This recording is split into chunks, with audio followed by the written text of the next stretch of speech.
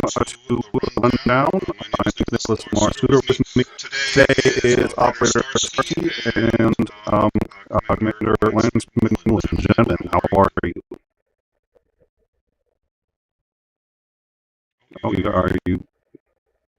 Can you gentlemen hear me? Is he as garbled for you as he is for me? Oh, dear Lord, it's happening again. It's really hard to hear you, Nick. All right, apologies. Let me. Is that any better by any chance? No. No. All right. Give me a second here to. Sorry about this. Give me 1 sec here. That's better. A little bit. A little bit. I think I can. So just give me a minute here.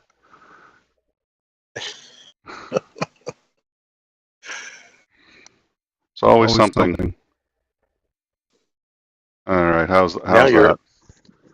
That's good. That's good. I can hear you. All right. So, and then let's make sure we see Starsky's beautiful face in the center there. So we'll get Starsky up, and then and then we'll get started. Oh, it's gonna. Once again, I swear to God, this is just, it's going to give us a hard time. There's nothing I can do about it. All right. Well, while I worry about those issues, what I'd like to do is, Operator Starsky, welcome. Sorry for the technical issues. Can you tell us what's been going on in the last week in Ukraine? Sure. Thank you so much, Nick. A lot of very important decisions were made in Europe and around the world regarding Ukraine, regarding this war. We all know that Germany officially agreed to deliver their Leopard tanks, as well as they gave permission to all other countries regarding delivering those tanks to Ukraine. And also we received information from the US that the US will also deliver 31 Abrams tanks to Ukraine. And I remember that on the previous stream we were discussing that the reason why those tanks weren't delivered was literally because of logistic issues and the infrastructure that was needed to maintain those tanks in Ukraine. And obviously the US developed or solved those issues. They developed a way to deliver them here and make sure that those tanks will be operating and maintained properly. And as soon as those news became public in Ukraine, we had a bunch of attacks. First attack happened 2 days ago in the night. A bunch of Iranian-made drones were launched at Ukrainian cities. We know that 15 of them were shot down only over Kiev. It makes it 100% of drones shot down over Kiev, but we know that some of them reached their targets. We know, I believe in Dnipro there was an explosion, and unfortunately one power worker died. And during the next day, their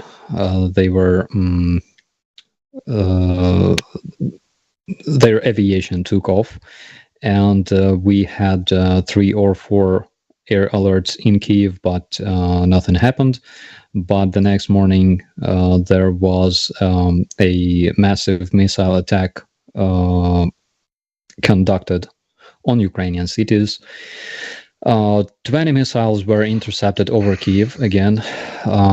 Again, my boys from the 4th Operative Brigade of the National Guard intercepted 1 missile heading towards Kyiv.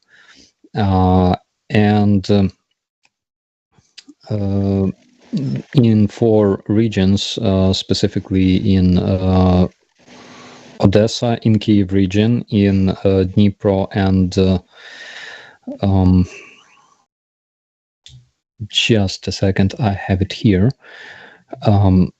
Vinnytsia, Kiev, Dnipro, and Odessa, and Kiev, specifically Kiev region. Some impacts were reported. We know that some power infrastructure was damaged, and also it is reported that almost all kinds of missiles that were available to Russians were used during this attack. We're talking about 𝐒𝐸𝐽-101, 𝐒𝐸𝐴555, 𝐒𝐸47, Caliber missiles, 𝐒𝐸59, and we also know that Russian terrorists used their hypersonic missiles 𝐒𝐚𝐦, and those were aimed specifically at Kiev and targets in Zaporizhia. So we know that those were launched by their Tu-95 and Su-35 airplanes. We know that Caliber missiles specifically were launched by their missile carrying ships from the Black Sea. And later, when this attack was finishing, when the first wave of those missiles were either intercepted or they reached their targets, MiG-31 airplanes took off together with that Russian analog of AWACS airplane, and those MiG-31 jet fighters launched their hypersonic missiles. Unfortunately, those are basically impossible to intercept. That's why they reached their targets in Kiev and Zaporizhia. More than 55 missiles were launched yesterday during those 4 hours of air alert over Ukraine, and we know that 47 of them were intercepted by anti-air defense, by our interceptors, and some of those missiles were reported they fell down. They didn't reach Ukraine. Basically, probably they decided to retire because of being so old. But then we know that several more very, very important decisions were made. First of all, we know that European Court of Human Rights accepted the case regarding shooting down the MH17 airplane over Donbass in 2014. Basically, what the Netherlands say is that Netherlands insist that Russia is responsible for murdering 298 people on board of this airplane, and they also say that Russia's disinformation that was spread after this mass murder, basically, is a violation of human rights of those relatives of people who died on board of this airplane, because we know that there was a very, very big disinformation campaign started by Russians who claimed all kinds of things regarding this. They were photoshopping satellite images. They were saying that it was actually a Ukrainian aircraft, Su-25, actually, that even though it's an attack aircraft that doesn't fly so high at those altitudes, but they edited Wikipedia page and stuff like that. So all this was debunked, and another important decision was made by the same court. They recognized that Russia occupied those territories in Donetsk and Luhansk since 11th of May 2014. And Ukraine insists that it was actually earlier in April when Russian citizens such as Arseny Pavlov, Girkin, and others arrived to Ukraine and started committing those terrorist acts and capturing police stations and things like that. However, the decision that was made currently at this time, at least by the court, is that those territories were under Russian control since 11th of May 2014. Another very important thing that I have to mention is that European Council recognized that Russian invasion in Ukraine has signs of a possible genocide of Ukrainian nation, and also that they produce huge amount of disinformation, basically using their propaganda to justify this genocide of Ukrainian nation. They also recognize that Russia's main goal is to eliminate Ukrainians. So that's another thing was that Victoria Nuland also said that the International Court for Russian criminals, Russian military criminals, and Putin and Lukashenko can be created before summer, and already this process of creating this trial for the war criminals is being launched by the European Council, and obviously if those criminals, if those terrorists are captured, they will be tried in Hague.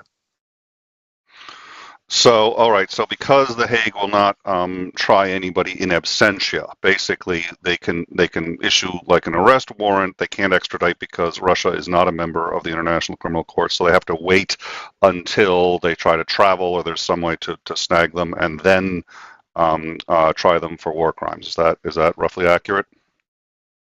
Yes, absolutely. So first of all, they have to be delivered to Hague, and then they will be tried there.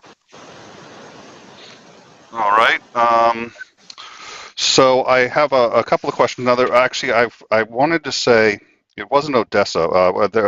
The UN has also decided to declare a cultural site in Russia. Let me see if I can. Do you remember? Or sorry, not in Russia, in Ukraine. I'm trying to remember what it was. It's one of the where Commander, do you know which one, what it was that they declared I'm afraid I don't. All right. Let me see if I can find it real quick. If I can't, I mean, it matters in part. First of all, it's prestigious. You know, not that means a whole heck of a lot, I suppose. It also means that attacking it is considered a war crime because it's considered a global. You know, I will find it in a minute, and when I do, we'll get back to it. Probably you're talking about the historic center of Odessa, the Yes. Pearl of Black Sea. It was added to UNESCO's World Heritage in Danger list. Yes, that is what I was talking about. Thank you. All right. So, yep, that was it. Now. Yeah, but it's worth noting that UNESCO has also said that something like 220, 230 different UNESCO sites in Ukraine have been damaged or attacked since the start of the war.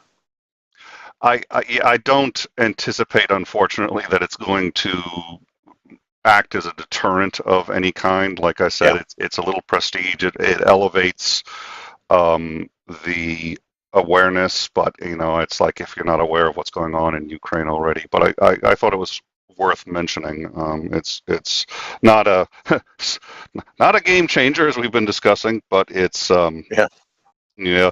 So the Russians have apparently begun another offensive. In part, these missile strikes seem to be either a part of that or retaliation for the tanks.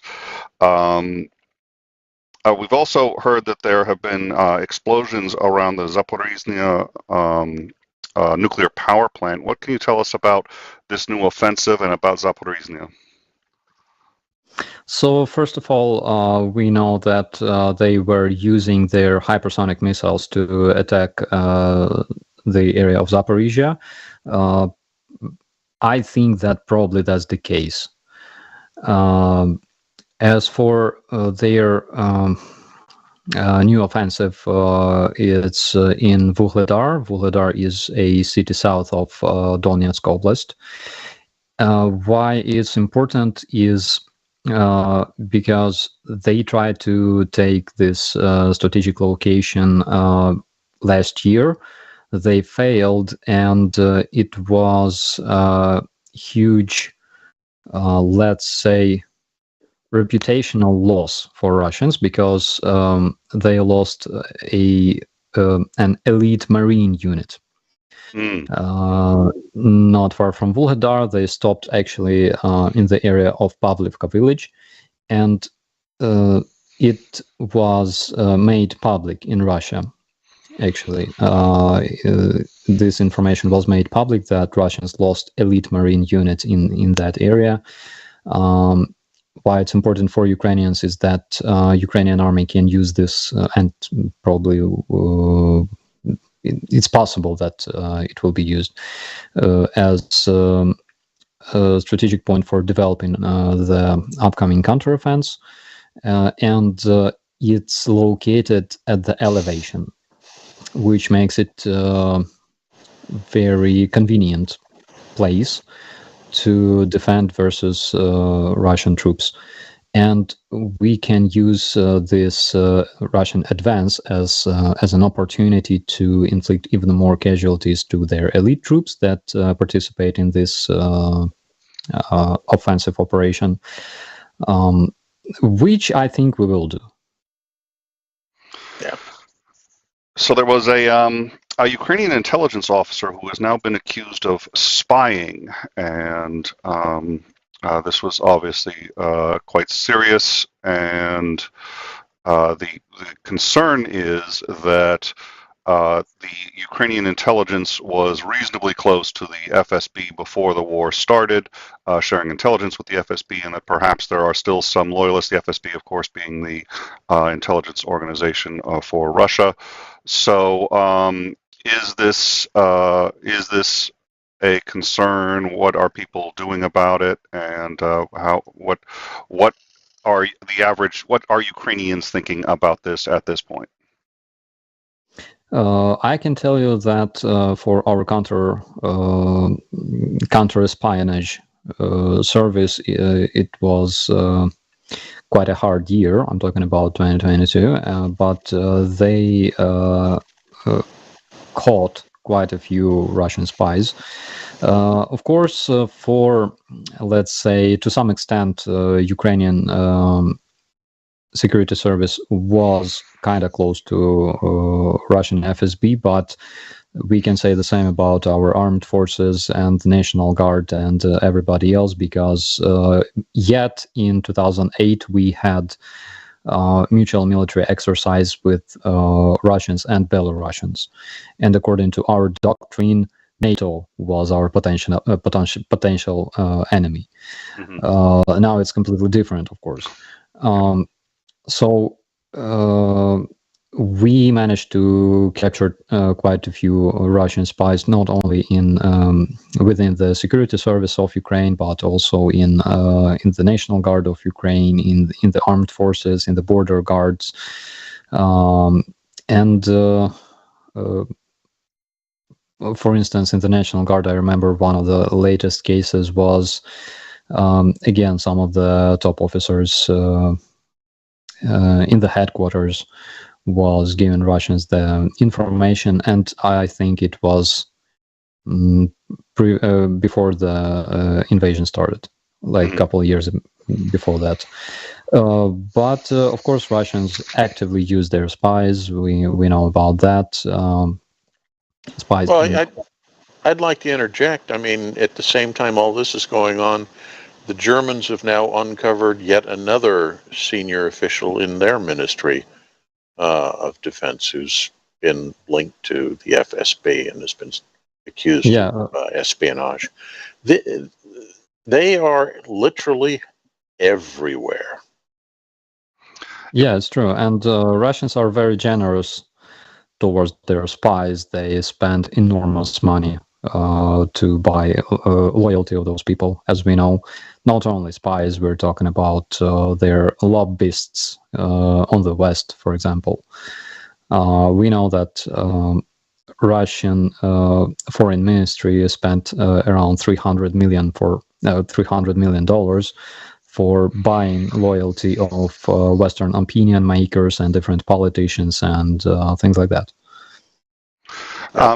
I'm sure this could be another show, Commander. You and I have had this discussion before, but briefly, do you have any concerns that there's been any significant infiltration of either spies, double agents, or agents, even maybe perhaps unaware that they're being used as agents, sort of the useful idiots from Russia into the United States? Oh, absolutely. I think there's actually reasonable evidence to suspect that the previous president was unknowingly, probably, but definitely an agent of interest for the Russians. And there are plenty of others. You look at certain political people who magically have big industrial projects started in their states that are financed by Russia. Things like that. I think they're literally everywhere. I'm sorry, Commander. I don't know of any McConnells who might have done something like that, but you can go have your McConnell conspiracy, McConnell theories. Yeah. Oh, all right. Be careful, I'll go get my tinfoil hat again. Oh, dear Lord, not that again. How long will you be wearing it before I spot it? Yeah, that was a little embarrassing. All right, $4.99 from Daedalus Media. 𝐓𝐢𝐬𝐿𝐴. It's a shame that Putin won't visit for you to have your day in court. Yes, any thoughts on that, Starsky? What can I say? I would not bet on this. I mean, anything can happen. We cannot predict future.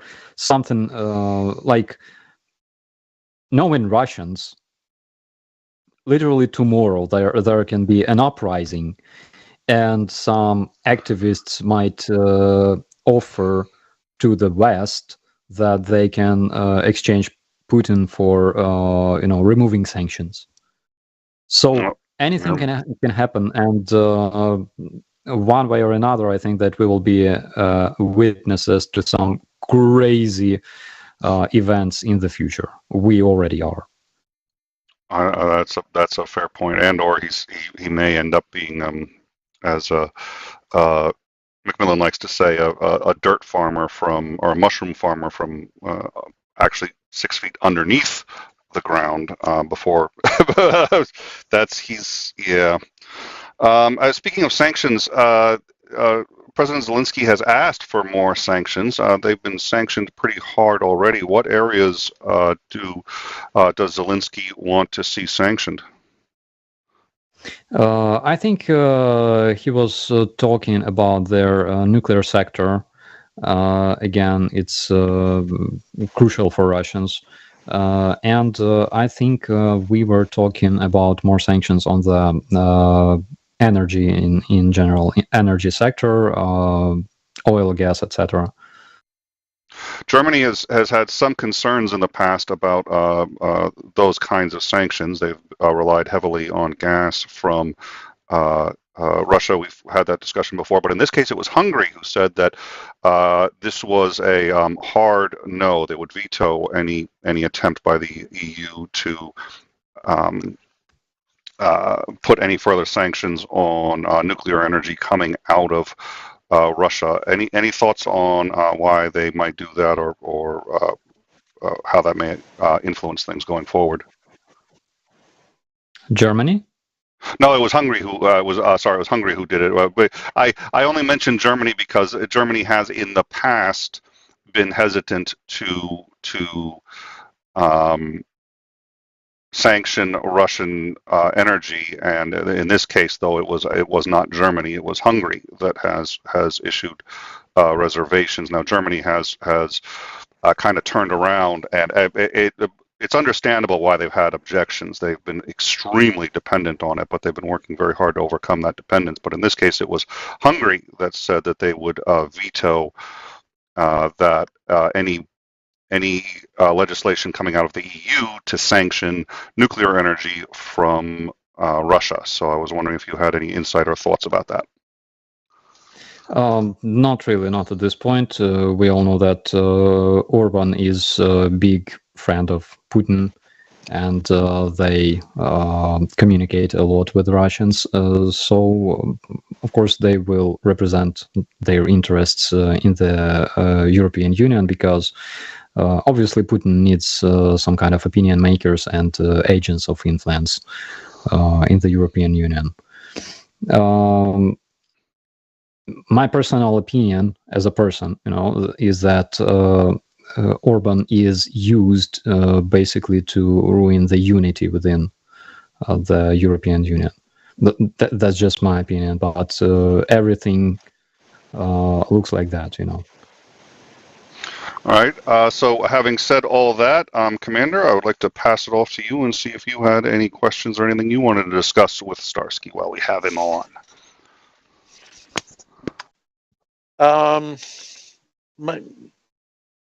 This may be speculative, and it also may be something he would prefer not to answer. But I'm curious how long you think it will take before the announced tank deliveries start actually showing up on the front lines.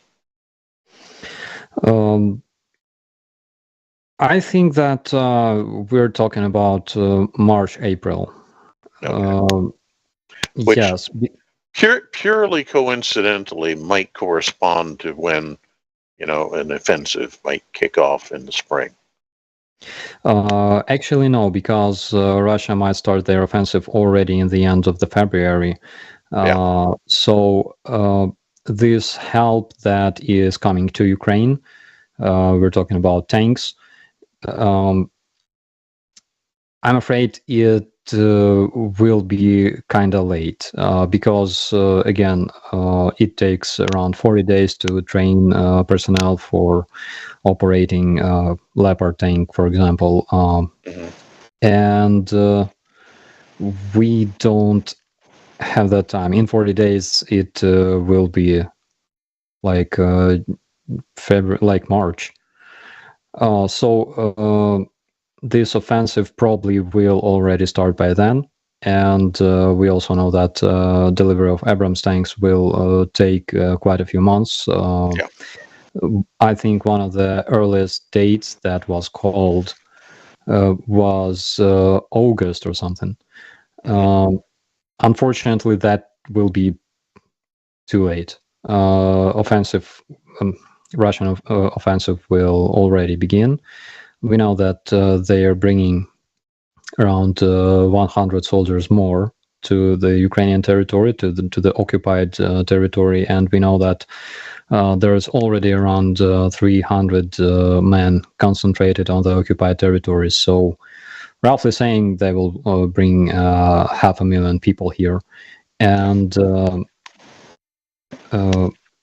of course we need 300, maybe 500 tanks for yesterday. That's the problem. Sounds good. I see you have a graphic up there. Yeah, so I just put up a shot of the tanks that we have so far that we know of. 14 Challenger 2s from Great UK. Britain. Yeah, 31 Abrams from the U.S. Leopards, 14 each from Germany and Poland. So, and then I guess that's is that Spain down there is looking at up to. Yeah, Yeah. the Spanish promised tanks, those are going to be really a long term if they ever get there at all. They were promised as far back as I think it was March or April of last year, but No, I think we McMillan cut out there. That's actually not my fault. He's we Minister still came out and oh there we are. You got a little choppy Can you there hear for a me? second. Yes, sir. Yeah. Sorry, I was going to say the Spanish tanks are kind of a long-term project if they ever arrive.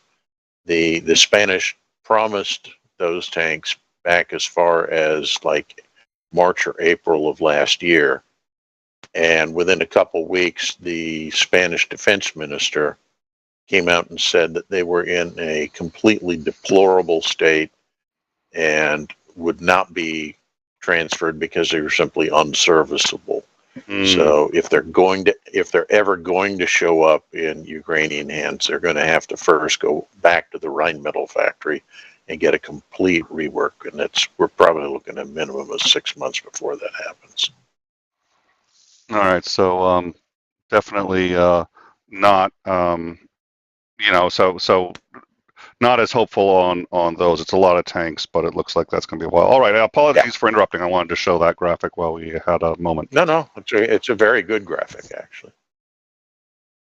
I just wanted to comment for people in your audience who don't know, the reason the number 14 keeps popping up in those transfer numbers is because that is by doctrine the number of tanks in a tank company.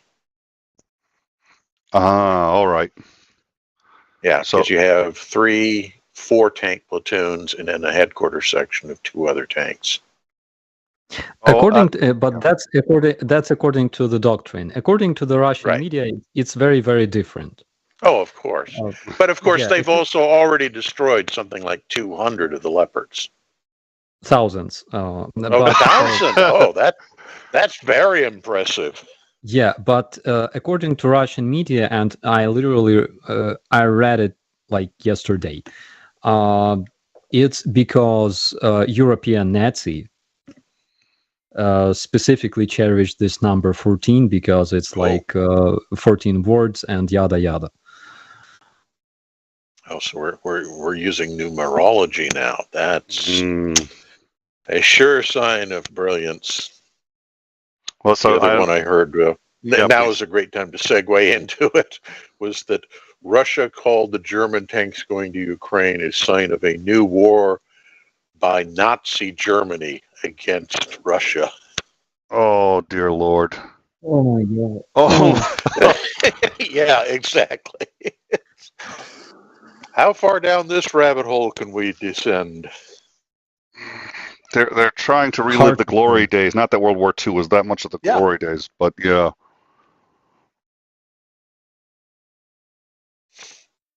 Oh. What were you going to say, Starsky? One of the things that Russians have in their propaganda, and they planted this thought into the heads of their citizens. I know because I specifically studied this subject, is that they like to say that they want, with this invasion in Ukraine, they want to finish all those Nazis that they didn't finish after the World War II.